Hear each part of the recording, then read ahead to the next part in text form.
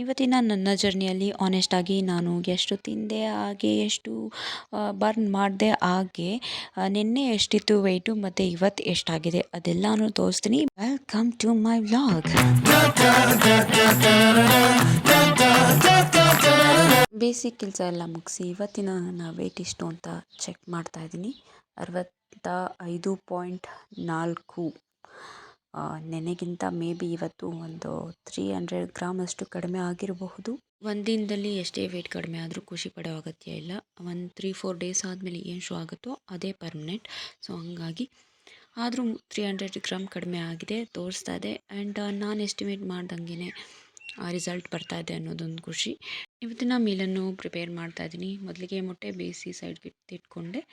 ಆನಂತರ ಇವಾಗ ಲವಂಗದ ನೀರಿಗೆ ಸೈಡಲ್ಲಿ ಇಟ್ಟಿದ್ದೀನಿ. ಲವಂಗದ ನೀರು ಕೂಡ ಮಾಡ್ಕೋತಾ ಇದ್ದೀನಿ. ಹಾಗೆ ಇಲ್ಲಿ ನವಣೆ ಕಿಚಡಿ ಮಾಡ್ತಾಯಿದ್ದೀನಿ.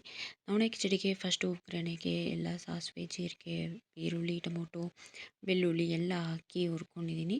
ಕೊತ್ತಂಬರಿ ಸೊಪ್ಪು ಹಾಗೆ ಕರಿಬೇವು ಸೊಪ್ಪು ಕೂಡ ಹಾಕ್ಕೊಂಡಿದ್ದೀನಿ. ಅದೆಲ್ಲ ಚೆನ್ನಾಗಿ ಹುರ್ಕೊಂಡು ಆನಂತರ ಅದಕ್ಕೆ ಬೇಳೆ ಹಾಕಿ ಅಂದರೆ ಹೆಸರು ಬೇಳೆ ಹಾಕಿ ಚೆನ್ನಾಗಿ ಮಿಕ್ಸ್ ಮಾಡಿ ಆನಂತರ ತರಕಾರಿ ಹಾಕ್ತಾಯಿದ್ದೀನಿ. ತರಕಾರಿ, ಬೇಳೆ ಎಲ್ಲ ಸ್ವಲ್ಪ ಜಾಸ್ತಿ ಕ್ವಾಂಟಿಟಿಯಲ್ಲಿ ಯೂಸ್ ಮಾಡಿದ್ದೀನಿ. ಅದಕ್ಕೆ ನವಣೆ ಸ್ವಲ್ಪ ಕ್ವಾಂಟಿಟಿಯಲ್ಲಿ ಯೂಸ್ ಮಾಡಿದ್ದೀನಿ. ಹಾಕಿ ಚೆನ್ನಾಗಿ ತಿರುವಿ ಉಪ್ಪು ಖಾರ ಎಲ್ಲ ಹಾಕಿಬಿಟ್ಟು ವಿಸಿಲ್ ಹಾಕಿ ಕೂಗ್ಸೋದಷ್ಟೇ. ಬೇಗನೆ ಆಗೋಗ್ಬಿಡತ್ತೆ. ಆ್ಯಂಡ್ ನವಣೆ ಕಿಚಡಿ ತುಂಬ ಚೆನ್ನಾಗಿರುತ್ತೆ. ಹಾಗೆ ತುಂಬ ಹೆಲ್ತಿ ಕೂಡ ಹೌದು. ನವಣೆ ಗ್ಲುಟಿನ್ ಫ್ರೀ, ಹಾಗೆ ವೆಯ್ಟ್ ಲಾಸ್ ಜರ್ನಿಗೆ ತುಂಬ ಹೆಲ್ಪ್ ಮಾಡುತ್ತೆ. ಮತ್ತು ಇಮ್ಯುನಿಟಿ ಸಿಸ್ಟಮ್ನ ಬೂಸ್ಟ್ ಮಾಡುತ್ತೆ. ಹಾಗೆಯೇ ಶುಗರ್ ಕಂಟ್ರೋಲ್ ಕೂಡ ಮಾಡುತ್ತೆ. ಶುಗರ್ ಇರೋರಿಗೆ ನವಣೆ ತಿಂದರೆ ಒಳ್ಳೆಯದು. ಮತ್ತು ಇನ್ನೊಂದು ಸಾಕಷ್ಟು ವಿಟಮಿನ್ಸ್, ಮಿನರಲ್ಸ್ ಎಲ್ಲ ಇದೆ. ಎಕ್ಸ್ಪೆಷಲಿ ನನಗೆ ತುಂಬ ಸೂಟಬಲ್ ಈ ಧಾನ್ಯ. ಸೊ ಹಂಗಾಗಿ ನಾನು ಇದನ್ನು ಯೂಸ್ ಮಾಡ್ತೀನಿ. ಇವಾಗ ಅದನ್ನು ಕುಕ್ಕರ್ನ ವಿಸಲ್ಗೆ ಇಟ್ಬಿಟ್ಟು ನಾನಿಲ್ಲಿ ಲವಂಗದ ನೀರು ಕುಡಿತಾ ಇದ್ದೀನಿ. ಕುಕ್ಕರ್ ವಿಸಿಲ್ ಬಂದು ಆರಷ್ಟರಲ್ಲಿ ನಾನು ಲವಂಗದ ನೀರು ಕೊಟ್ಬಿಟ್ಟು ರೆಡಿ ಆಗಿಬಿಟ್ಟು ಆಮೇಲೆ ಊಟಕ್ಕೆ ಕೂತ್ಕೋಬೇಕು. ಸೊ ಹಾಗಾಗಿ ಇವತ್ತಿನ ನನ್ನ ಬ್ರೇಕ್ಫಾಸ್ಟ್ ನೋಡೋದಾದರೆ ಹೆಲ್ತಿಯಾಗಿರುವ ನವಣೆ ಕಿಚಡಿ, ಹಾಗೆ 2 ಎಗ್, ಕುಕುಂಬರ್ 6 ಸ್ಲೈಸು, ಹಾಗೆ ಒಂದು 3-4 ಸ್ಲೈಸು ಕ್ಯಾರೆಟ್ ಮತ್ತು ಒಂದು ಹ್ಯಾಂಡ್ಫುಲ್ ಡ್ರೈ ಫ್ರೂಟ್ಸ್ ಮಿಕ್ಸ್. ಇದು ನನ್ನ ಬ್ರೇಕ್ಫಾಸ್ಟ್. ಇದರಲ್ಲಿ ತರಕಾರಿ, ಬೇಳೆ, ಹಾಗೆ ಡ್ರೈ ಫ್ರೂಟ್ಸ್ ಮತ್ತು ಸೌತೆಕಾಯಿ, ಮೊಟ್ಟೆ ಇದೆಲ್ಲ ಇರೋದ್ರಿಂದ ವೆರಿ ರಿಚ್ ವಿಟಮಿನ್ಸ್ ಹಾಗೆ ಪ್ರೋಟೀನ್ ಯುಕ್ತ ಬ್ರೇಕ್ಫಾಸ್ಟ್ ನಂದಾಗಿತ್ತು. ಅದನ್ನು ತಿಂದ್ಕೊಂಡು ನಾನು ಕೆಲ್ಸಕ್ಕೆ ಹೋಗಿದ್ದು ಮನೆಗೆ ಬಂದೆ. ಹಾಗೆ ಇನ್ನೊಂದು ಹೇಳೋದು ಮರೆತುಬಿಟ್ಟೆ, ಲವಂಗದ ನೀರು ಬಗ್ಗೆ.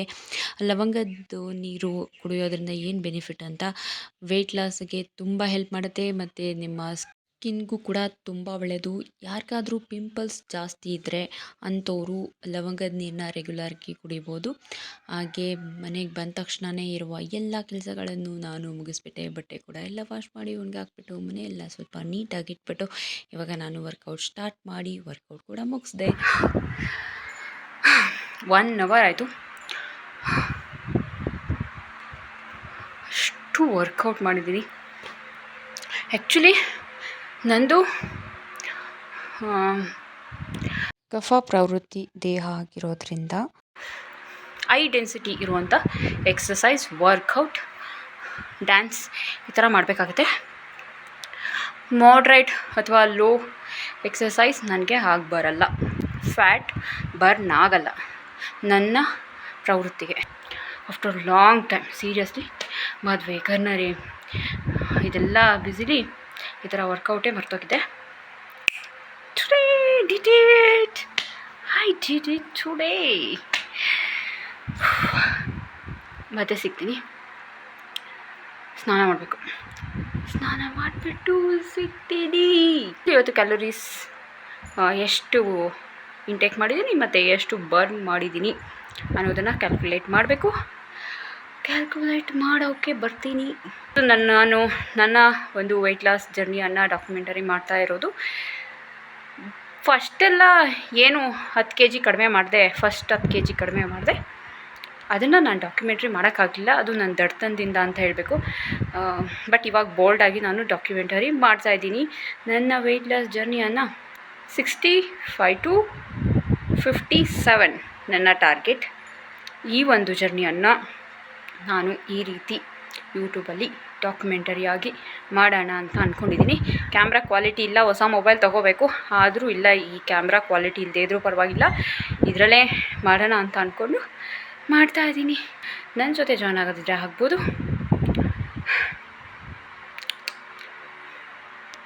ಎಷ್ಟು ಬೆವರ್ತಿದ್ದೀನಿ ಗೊತ್ತಾ, ಕಾಣಿಸ್ತಿಲ್ಲ ಅನಿಸುತ್ತೆ.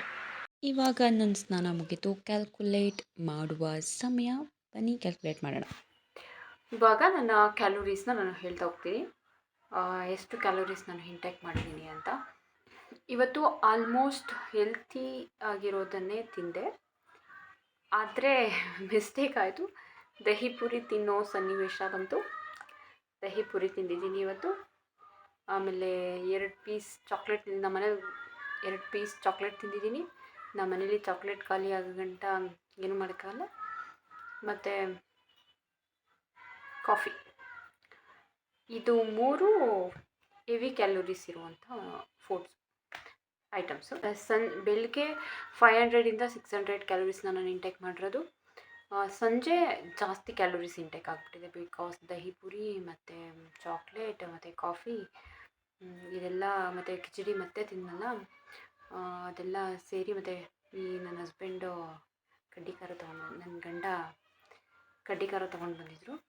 ಅವ್ರಿಗೆ ಬರೀ ನವಣೆ ಕಿಚಡಿ ತಿನ್ನೋಕ್ಕಾಗಲ್ಲ ಅಂದ್ಬಿಟ್ಟು ಅದಕ್ಕೆ ಸ್ವಲ್ಪ ಸೈಡ್ಗೆ ತೊಗೊಂಡು ಬಂದರೆ ಅದು ಸ್ವಲ್ಪ ತಿಂದೆ.